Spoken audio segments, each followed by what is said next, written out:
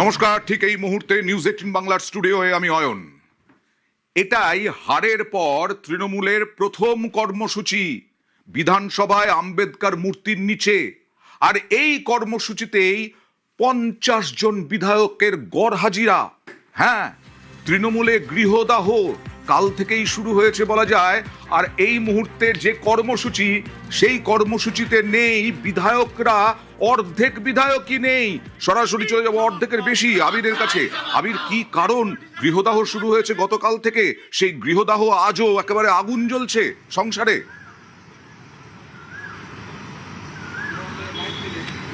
দেখো, দু দফায় বিধায়কদের সঙ্গে বৈঠক হয়েছিল কালীঘাটে, এবং দু দফার বৈঠকেই দেখতে পাওয়া গিয়েছিল যে একাধিক বিধায়করা তারা বৈঠকের মধ্যে অনুপস্থিত থাকেন।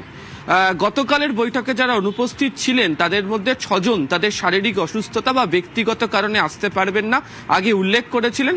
একজন বিধায়ক, তিনি অ্যাবসকন্ডিং বলতে পারা যায়, দিলীপ মণ্ডল, তিনি নয় নেই। বাকিরা কেন অনুপস্থিত থেকেছিলেন সেই সংক্রান্ত উত্তর পার্টির কাছে নেই।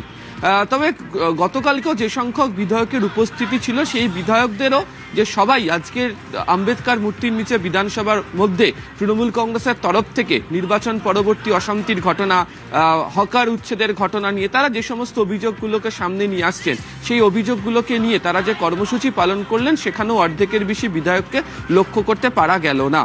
এবং তুমি জানো যে গতকালকে এই বৈঠকের মধ্যে তৃণমূল কংগ্রেসের একাংশ তারা সরব হয়ে বলেছিলেন যে বর্তমান পরিস্থিতিতে দাঁড়িয়ে দলের নেতাদের ঘরে বসে থাকার সময় নয়, দলের নেতারা রাস্তাতে নামুক, ময়দানে নামুক, মানুষের কাছে যান, তাদের সঙ্গে কথা বলুন।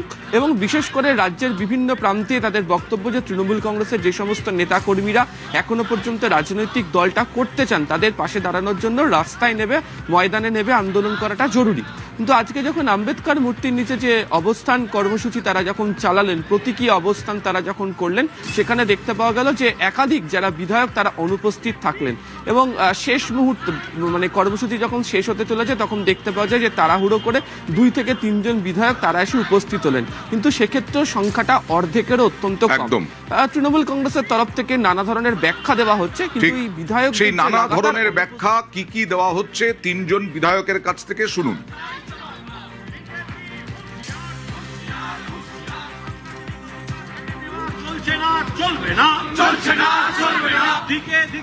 বিধায়কদের ব্যস্ত থাকতে হয়েছে তাদের এলাকায়, ঘর ছাড়া কর্মীরা, সব বিধায়ক নেই, এটা ব্যাপারটা সেরকম নয়।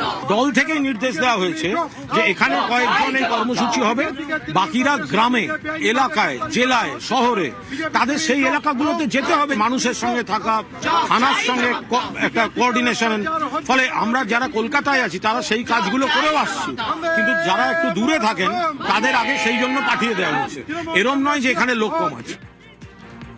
অনেক বিধায়ক তার এলাকায় আছেন। গতকাল আমাদের পরিষদীয় দলের মিটিং ছিল। পরিষদীয় দলের মিটিংয়েই অনেকে বলেছিলেন যে আজকে যখন এই কর্মসূচির কথা ঠিক হয়, অনেকেরই টিকিট কাটা ছিল, এলাকায় যাওয়ার ব্যাপার রয়েছে। সুতরাং এরকম কোনো ব্যাপার নয়, যারা অ্যাভেলেবেল ছিল তারা এখানে আছেন। দেরি হয়ে গেল, আর একটু আগে নামতে পারলে বোধহয় ভালো হতো। অনেকে বিল আছে, আছে, তা আছে, তার জন্য তারা কালকে অনেকে বলেছে, কিন্তু আমরা যেহেতু অ্যানাউন্স করেছি সেই জন্য আমরা দিয়ে করছি। অনেকেই ফোন করে জানাচ্ছে যে আজকে আমাদের ছেলেদের কেস আছে, আমাদের কোর্টে যেতে হবে, এইসব কারণের জন্য অনেকে আসতে পারে।